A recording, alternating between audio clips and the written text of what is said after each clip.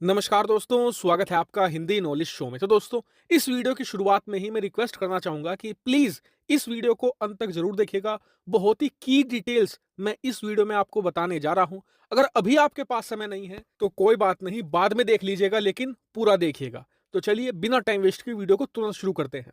तो दोस्तों, स्क्रीन पर आप देखिए, ये है सोलोमन आइलैंड। ये प्रशांत महासागर में बसा हुआ एक आइलैंड नेशन है। इस देश की जो टोटल आबादी है वो है तो 7 लाख, लेकिन वो 2 जातीय समूहों में बटी हुई है। पहला है हुनियारा, दूसरा है मलैटा। 7 लाख की टोटल आबादी में से 2 लाख मलैटा समुदाय के लोग हैं और हमेशा से ही इन 2 समुदायों में काफी लड़ाई झगड़ा रहा है। और जब भी इन 2 समुदाय के बीच में लड़ाई झगड़ा होता है या तनाव होता है, तो ऑस्ट्रेलिया अपनी सेना और पुलिस भेजता है बीच बचाव के लिए। क्यों? क्योंकि ऑस्ट्रेलिया के साथ सोलोमन आइलैंड्स का बहुत पुराना एक सिक्योरिटी पैक्ट है। जब भी सोलोमन आइलैंड संकट में होगा, ऑस्ट्रेलिया इनकी जान बचाने को आगे आएगा। लेकिन पिछले 15-20 सालों से शांति बनी हुई थी। दोनों समुदाय के बीच में किसी भी प्रकार का लड़ाई झगड़ा नहीं था। लेकिन 2019 में सोलोमन आइलैंड में चीन की एंट्री हो गई। दरअसल 2019 तक सोलोमन आइलैंड चीन को मान्यता नहीं देता था, ना ही चीन की वन चाइना पॉलिसी को मानता था। वहीं इसके उलट सोलोमन आइलैंड ने ताइवान को एक देश का दर्जा दे रखा था। लेकिन 2019 में यहाँ के प्रधानमंत्री सोगाबारी ने ताइवान से देश का दर्जा छीन लिया और वन चाइना पॉलिसी को एक्सेप्ट करके चीन के साथ दोस्ती गांठ ली। और फिर क्या था, 2019 से ही तनाव बढ़ना शुरू हो गया।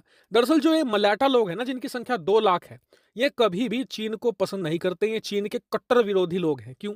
दरअसल इसके पीछे है सोगाबारी, जो वहां के प्रधानमंत्री हैं। वो 2004 से सत्ता पर काबिज हैं और वो बहुसंख्यक समाज से आते हैं। तो मलाठा लोगों का मानना यह है कि चीन के अंदर जिस तरीके की कम्युनिस्ट शासन है, जिस तरीके से तानाशाही है, सोगाबारी भी कुछ कुछ उसी तरीके से ऑपरेट करते हैं। और मलाठा लोगों को डर यह है कि जिस तरीके से चीन अपने देश में अल्पसंख्यकों का सफाया करता है, ठीक उसी तरीके से जब चीन सोलोमन आइलैंड पर पूरी तरीके से कब्जा जमा लेगा, तो फिर सोगाबारी और चीन मिलकर इन मलाटा लोगों का सफाया कर देंगे। और इसी डर से जो सोलोमन आइलैंड की केंद्र सरकार है, उसने तो चीन को मान्यता दे दी है, लेकिन जो मलाटा लोगों का अलग द्वीप है, वहां की जो राज्य की सरकार है, उसने अभी तक भी चीन को मान्यता नहीं दी है। वो आज भी ताइवान को ही एक देश मानते हैं।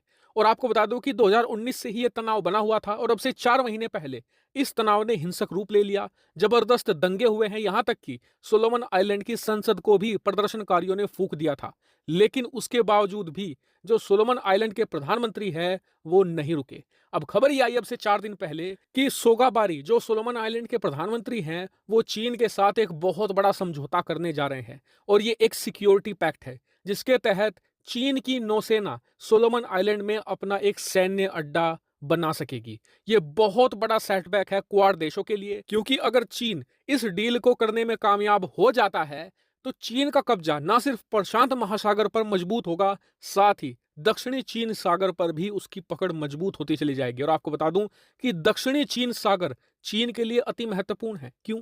क्योंकि दक्षिणी चीन सागर में बताया जाता है कि करीबन $7 ट्रिलियन के खनिज भंडार भरे पड़े हैं। उदाहरण के लिए तेल, गैस, पेट्रोलियम के दूसरे उत्पाद, खनिज भंडार और मछलियों का एक विशालकाय क्षेत्र। चीन इससे 7 ट्रिलियन क्या, इससे भी ज्यादा की कमाई कर सकता है। और 7 ट्रिलियन कितनी बड़ी रकम है? भारत की जो टोटल जीडीपी है ना, उससे 2.5 गुना बड़ी। और ये तो अभी अर्ली एस्टिमेट है। अभी तक पूरे दक्षिणी चीन सागर का सर्वे नहीं किया गया है। बताया जाता है कि यह आंकड़ा इससे भी बड़ा हो सकता है। चीन की अर्थव्यवस्था एकदम से दुगनी हो जाएगी और चीन इतना ताकतवर होगा कि फिर उसे रोकना हद से ज्यादा मुश्किल हो जाएगा। और इसीलिए सोलोमन आइलैंड की यह खबर सबके लिए चिंताजनक है। लेकिन 4 दिन पहले मैंने आपको यह खबर क्यों नहीं बताई, आज क्यों बता रहा हूं, इसके पीछे भी कारण है। मैं ये कंफर्म करना चाहता था कि वाकई में ही ये डील हो रही है या नहीं। क्योंकि 4 दिन पहले तो ये मीडिया में लीक खबर थी, लेकिन आज ये कंफर्म हो चुका है। सोलोमन आइलैंड के प्रधानमंत्री ने अपनी संसद में कहा है कि जी बिल्कुल, हम ये डील कर रहे हैं। और इतना ही नहीं, ये भी कहा है कि चीन रीजनल सिक्योरिटी के लिए कोई खतरा नहीं है।